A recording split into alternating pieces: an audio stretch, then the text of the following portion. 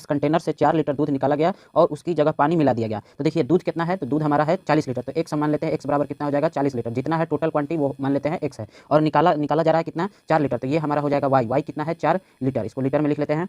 अब कह रहा है इस प्रक्रिया को 2 बार दोहराया गया था, इस प्रक्रिया को कितनी बार दोहराया गया, 2 बार। तो देखिए एक बार तो पहले ही निकाल लिया जाता है, उसके बाद 2 बार दोहराया जाता है, यानी एक बार पहले ही कर लिया जाता है, फिर 2 बार दोहराया जाता है, यानी कि हमारा कुल कितना हो गया 3 बार। तो n बराबर क्या हो जाएगा 3।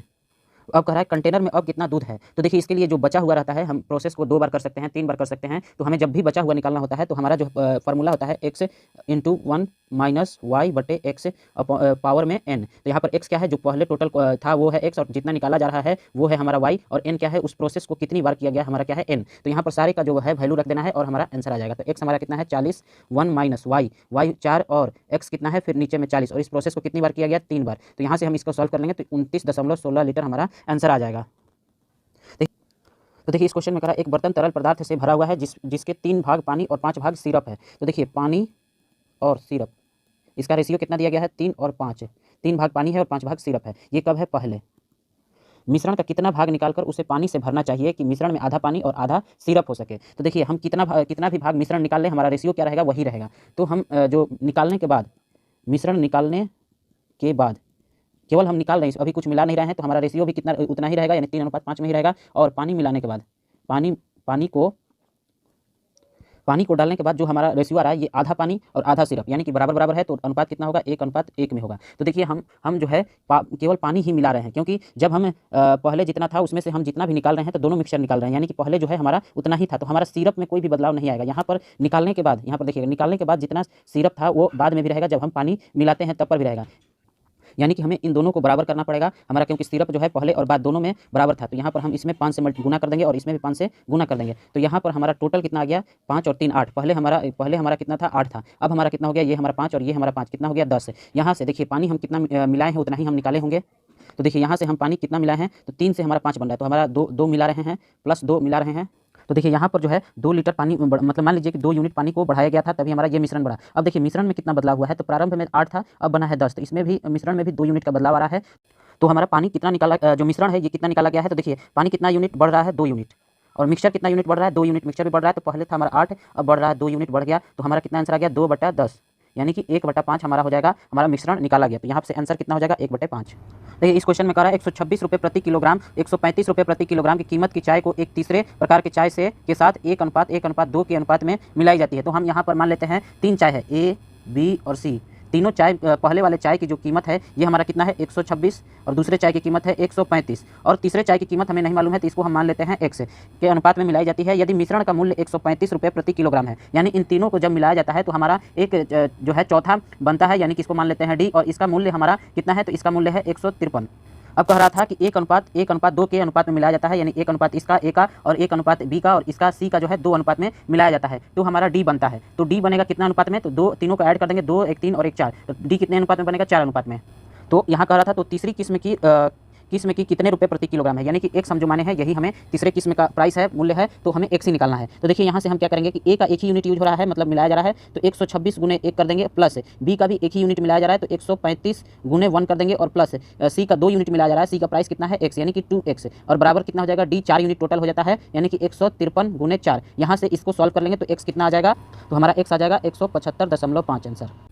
इस क्वेश्चन को देखिए, एक केन में 2 तरल पदार्थ A और B का मिश्रण 7:5 के अनुपात में रखा जाता है। तो देखिए हमारा क्या दिया गया है A और B का रेशियो कितना दिया गया है 7 और 5। जब 9 लीटर मिश्रण निकाल लिया जाता है और इसे B से भरा जाता है, तो यहाँ पर कह रहा है कि हमारा जो है ये जो मिश्रण बना है, यहाँ पर जो हमारा मान लीजिए कि X बना है, तो ये X में से क्या किया जाता है, ये जो मिश्रण है X लीटर का, इसमें से हमारा 9 लीटर निकाल लिया जाता है और B को डाल दिया जाता है। ये हमारा B कितना है 5, तो इसमें हमारा कितना डाला जाता है 9 लीटर, यानी B में ही हमारा जो जितना पूरा मिश्रण निकाला जाता है 9 लीटर उतना ही B मिलाया जाता है। तो यहाँ पर B में हमारा 9 लीटर प्लस कर दिया जाता है, तो A और B का अनुपात 7:9 हो जाता है। तो देखिए जो हमारा जब हम B डालने के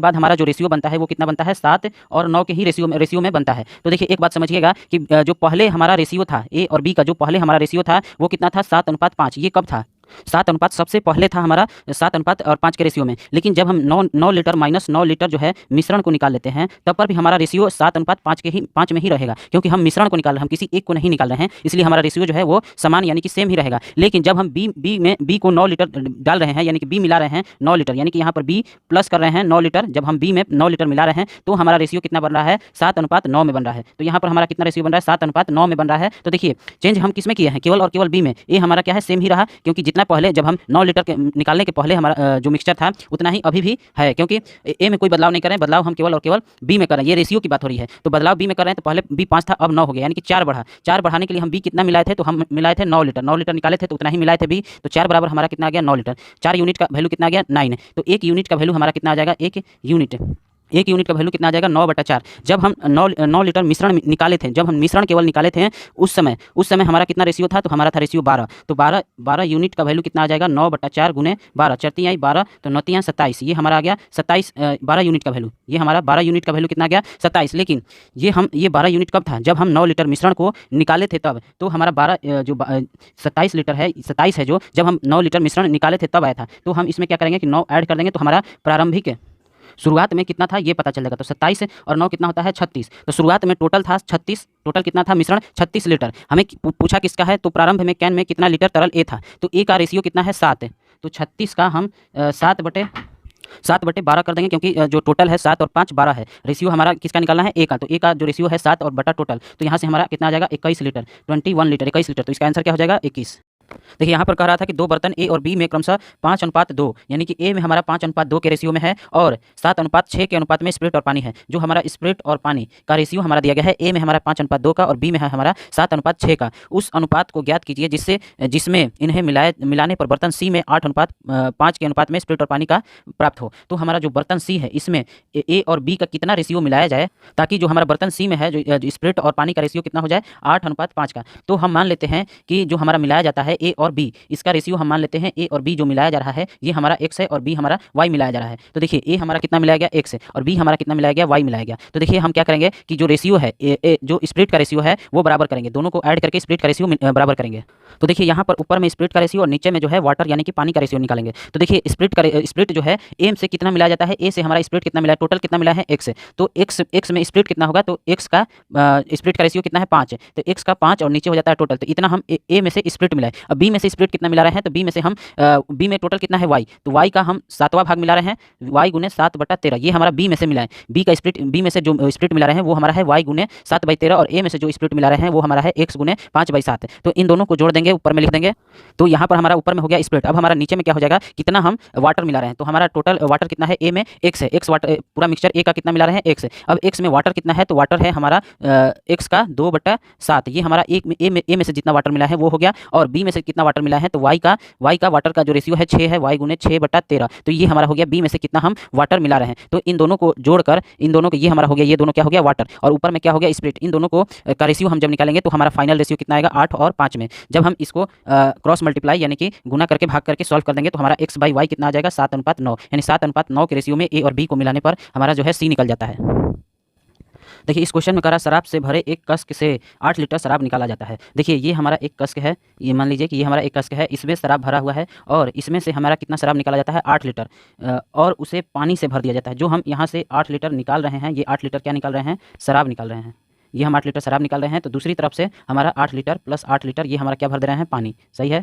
अब आगे कह रहा है यह 3 बार किया जाता है, यहाँ पर गलत हो गया है, यहाँ पर और होगा, यह 3 बार और किया जाता है, यानी कि ये प्रोसेस कितनी बार किया जाता है, 4 बार। तो n बराबर हमारा कितना हो जाएगा, 4 बार किया जाता है, इसलिए n बराबर क्या मान लेंगे, 4। तो देखिए अब कह रहा है अब कस्क में छोड़ी गई शराब की मात्रा का पानी का अनुपात 16:65 है। जो शराब और पानी का अनुपात है ये हमारा कितना है, 16 और 65। तो प्रारंभ में कस्क में कितना शराब था, तो पूछ रहा है प्रारंभ में कितना शराब था। तो देखिए हम मान लेते हैं कि प्रारंभ में हमारा जो शराब था x लीटर। तो ये देखिए कि जो प्रारंभ में हमारा शराब था x लीटर, यानी कि ये हमारा है पूरा जो ये हमारा जो कस्क भरा हुआ है ये कितने लीटर से भरा है, x लीटर। अब हम x लीटर में से ही पानी को निकाल रहे हैं और उतना ही पानी डाल दे रहे हैं। तो जो बाद में भी जो कस्क भरा रहेगा, ये हमारा कस्क हो गया, तो बाद में भी ये जो पानी और शराब से भरा हुआ है, जब इसका रेशियो 16:65 का है, इस समय भी जो पूरा जो इसका कैपेसिटी है, पूरा जो ये भरा रहेगा कितने लीटर से भरा रहेगा, x लीटर, यानी कि टोटल जो है यहाँ पर कुल कितना होगा, इसमें x ही लीटर होगा। और और पहले भी कितना था, 1 लीटर था, क्योंकि दोनों का जो कस के निकालने के बाद और निकालने से पहले दोनों बराबर थे, इसलिए बराबर ही उसमें भरे जाएंगे, यानी कि कुल उसमें बराबर ही रहेगा। तो हम मान लेते हैं कि पहले हमारा 1 लीटर था, कितना था, 1 लीटर, कुल माने हैं, निकालने के बाद नहीं, कुल माने हैं 1 लीटर। तो देखिए यहाँ पर n बराबर हो गया 4 और निकाला कितना जा रहा है, तो हमारा y निकाला जा रहा है, y कितना निकाला जा रहा है, 8 लीटर। तो देखिए हमारा जो फार्मूला होता है शेष का जो हमारा फार्मूला होता है, जो हम निकालते हैं बार बार, तो इसका एक फार्मूला होता है, ये हमारा होता है x into 1 minus Y upon X के पावर n। x क्या होता है, जो प्रारंभ में कुल है, जो भी कस है उसमें जो जितना भी भरा हुआ है वो कुल, ये होता है हमारा x। और 1 माइनस वाई क्या होता है, y होता है कितना कितना करके निकाला जा रहा है, अपॉन x, और n क्या होता है, वो प्रोसेस जो है कितनी बार किया जा रहा है। तो शेष हमारा निकल जाएगा, तो प्रारंभ में हमारा x ही मान है, तो यहाँ x ही लिख लेते हैं, माइनस 1 माइनस वाई कितना है, वाई हमारा है 8 लीटर, प्रत्येक बार 8 लीटर निकाला जा रहा है, अपॉन x, और ये प्रोसेस कितनी बार हो रहा है, 4 बार, क्योंकि एक बार पहले हो चुका है और 3 बार और किया जाता है, यानी टोटल कितना हो गया, 4 बार। तो ये हमारा क्या आ गया, बचा हुआ शराब। तो देखिए बचा हुआ शराब का रेशियो ये है x इंटू 1 माइनस 8/4 की पावर 4, और कुल शराब कितना था पहले, ये बचा हुआ है, और कुल कितना पहले था, तो पहले हमारा 1 लीटर था। और देखिए यहाँ पर 16 और 65 के अनुपात में है, तो ये 16 क्या है, ये हमारा बचा हुआ है, 16 क्या है, बचा हुआ शराब है, 16 क्या है, हमारा बचा हुआ शराब है। तो ये ऊपर वाला क्या है, ये हमारा x इंटू 1 माइनस 8/4 की पावर 4, ये हमारा है ऊपर में बचा हुआ शराब। तो ऊपर में बचा हुआ शराब, तो रेशियो बराबर में भी हम ऊपर में क्या लिखेंगे, बचा हुआ शराब, और रेशियो के अनुसार कुल शराब कितना, कुल जो इस जो कास्क में कुल जो है वाटर और शराब दोनों मिलाकर, पानी और जल मिलाकर, पानी और शराब मिलाकर कितना है, 81। तो हम नीचे कितना लिख देंगे, 81। तो यहाँ पर हमारा क्या हो जाएगा, x से x कट गया, यहाँ पर हमारा आ गया, यहाँ पर आ गया 1 माइनस 8 यहाँ पर 8/x की पावर कितना हो जाएगा, 4, बराबर हो जाएगा 16/81। यहाँ पर 1 माइनस 8/x बराबर हो जाएगा 2/3 की पावर 4, और यहाँ भी पावर 4, तो यहाँ से पावर हट जाएगा, तो ये हमारा 4 से 4 कैंसिल हो गया, तो आया क्या, 1 माइनस 8/x बराबर 2/3। तो यहाँ से हम x सॉल्व कर देंगे, तो यहाँ से हमारा कितना आ जाएगा, 24। तो इसका आंसर क्या हो जाएगा, C बराबर 24। तो देखिए यहाँ पर कह रहा है किस अनुपात में किराने दुकान के दुकानदार को 15 रुपये और 20 रुपये प्रति किलोग्राम के दाल की 2 किस्मों को मिलाना चाहिए, ताकि 16:50 रुपये किलोग्राम की मिश्रण बन सके। मतलब कि 2 प्रकार की पहले वो दाल है, एक है दाल ए और एक है दाल बी। ए का कितना मूल्य है, 15 रुपया, और बी का कितना मूल्य है, 20 रुपया। इन दोनों को मिलाने से उसको कितने में बेचा जाना चाहिए, तो 16 रुपये 50 पैसे, 16 रुपये 50 पैसे, ये हमारा हो गया सी। तो इन दोनों को कितने अनुपात में मिलाना चाहिए कि हमारा जो मूल्य है, इसके मूल्य 16 रुपये 50 पैसे के मूल्य के बराबर हो जाए। तो देखिए इसके लिए सिंपल सा मिक्सचर एलिगेशन का यूज करना है। तो यहाँ पर देखिए 15 और 16.5 का डिफरेंस कितना, अंतर कितना हो जाएगा, 1.5, और 16.5 और 20 दशमलव का अंतर कितना हो जाएगा, 3.5। तो यहाँ से हम दशमलव हटा देंगे, तो 35 यहाँ पर हो गया और 15 यहाँ पर हो गया। इसको काट देंगे तो 7 और 3, यानी कि 7 और 3 के रेशियो में मिलाएंगे, तब हमारा 16.5 रुपये में वो दाल का कीमत आ जाएगा, जो सी है। देखिए कह रहा है विस्की से भरे एक जार में 40% अल्कोहल है। इस विस्की के एक भाग को 19% अल्कोहल वाले दूसरे विस्की से प्रतिस्थापित किया जाता है, यानी बदला जाता है, और अब अल्कोहल का प्रतिशत 26% पाया गया। तो विस्की के मिश्रण का अनुपात बताइए। पहले कितना था, 40%, और इसको किससे बदला जाता है, 19% वाले से, 19% वाले से बदला जाता है, तो बन कितना जाता है, 26%। अब उसमें कितना रह जाता है, 26%। तो किस रेशियो में हम बदले हैं, यानी कि हम मिलाए हैं, इसका रेशियो हम यहाँ से निकाल सकते हैं। तो 19 और 26, यहाँ पर क्या है, 26, 19 और 26 से रेशियो कितना बनेगा, 7, 19 और 26 का अंतर 7 है, और 40 और 26 का से रेशियो कितना बनेगा, 14, 40 और 26 का अंतर हो गया 14। तो रेशियो कितना बना, 1:2, यानी कि ये हमारा 1 के अनुपात में है, और ये इसको हम 2 के अनुपात में मिलाए हैं, तब हमारा 26% मिला है। तो हमें पूछ क्या रहा है, तो विस्की के मिश्रण का अनुपात बताइए। तो विस्की किसमें था, इसमें था, ये हमारा पहला वाला जो 40% था, इसी में केवल विस्की था। ये 19% वाला क्या था, अल्कोहल था। ये पूरा का पूरा अल्कोहल, 19% वाला क्या था, अल्कोहल था। तो विस्की के मिश्रण का अनुपात पूछ रहा है, यानी 1 का अनुपात किससे, तो ये पूरा कितना है, 3, तो 1/3 हमारा आ गया विस्की के मिश्रण का अनुपात, यानी कि तो ऑप्शन के अनुसार आंसर नहीं आ रहा है। अगर यही पूछता कि विस्की कितना रिप्लेस किया गया, तो विस्की कितना रिप्लेस किया गया यही पूछता, तो हमारा आंसर आ जाता। तो यहाँ पर विस्की कितना रिप्लेस किया गया, तो 2, क्योंकि अल्कोहल जो है, इससे ये जो अल्कोहल 19% वाला बाद में मिलाया जाता है, यही है हमारा 2 से रिप्लेस किया जाता है। कुल कितना है, 3, यानी कि 2/3। तो जब हमारा पूछेगा कि विस्की कितना बदला गया, यानी रिप्लेस किया गया, तो हमारा आंसर आएगा 2/3। लेकिन अगर यहाँ पर इस क्वेश्चन में पूछा है तो विस्की के मिश्रण का अनुपात है, तो जो यहाँ पर जो मिश्रण बना है 1:2 में, इसमें विस्की का कितना अनुपात है, तो 1/3। देखिए एक बेईमान दूध वाला अपने दूध को क्रय मूल्य पर बेचने का दावा करता है, यानी जितना में वो खरीदता है उतना ही पर वह, जितना उसका लागत मूल्य होता है उतना ही पर वह बेचने का दावा करता है, लेकिन वह इसमें पानी मिला देता है और इस तरह उसे 25% लाभ प्राप्त करता है। पानी मिलाने के कारण वह लाभ प्राप्त करता है। तो मिश्रण में पानी का प्रतिशत कितना है, तो वह कितना पानी मिलाता है, मिश्रण में पानी कितना है, ये हमें बताना है। तो मान लेते हैं कि वह एक रुपये प्रति लीटर के हिसाब से दूध को बेचता है, यानी 1 रुपये में वह 1 लीटर दूध को बेचता है। तो 100 रुपये में वह कितना बेचता है दूध, 100 लीटर, 100 रुपये में 100 लीटर दूध बेचता है, लेकिन वह पानी मिलाने के कारण उसे 25% का क्या होता है, लाभ होता है। यानी कि 100 रुपये में 25% का लाभ कर देते हैं, तो हमारा हो जाता है 125 रुपये।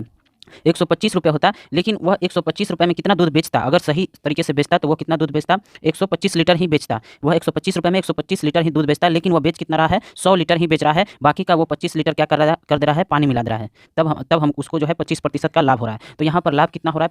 25 लीटर का लाभ हो रहा है, और जो उसको बेचना चाहिए था, बेचना कितना चाहिए था? 125 लीटर उसको बेचना चाहिए था, ताकि जो हमारा सीपी होता है, यानी ₹125 कमा रहा है। तो अगर ₹125 कमा रहा है तो उसे बेचना कितना चाहिए था? 125 लीटर ही बेचना चाहिए था, लेकिन वो पानी मिलाने के कारण 100 लीटर ही दूध क्या करता है? बेचता है। तो जो हमारा सीपी हो जाएगा वो हमारा कितना हो जाएगा? 125 लीटर ही हो जाएगा, यानी 25 लीटर का प्रॉफिट हो रहा है 125 लीटर में। तो और गुना कितने से हो जाएगा? 100% निकालने के लिए, तो यहाँ से 25 से 125 कट गया 5 बार में, 5 से 100 कट गया 20 बार में, यानी कि उसे 20% वो क्या करता है? पानी मिलाता है। ये किसका परसेंटेज निकला? प्रतिशत निकला। पानी कितना दूध में मिलाया, यानी कि 125 लीटर जो बेच रहा है, इसमें वह 20% पानी मिला देगा, तभी उसको 25% रुपए के बराबर उसको प्रॉफिट होगा।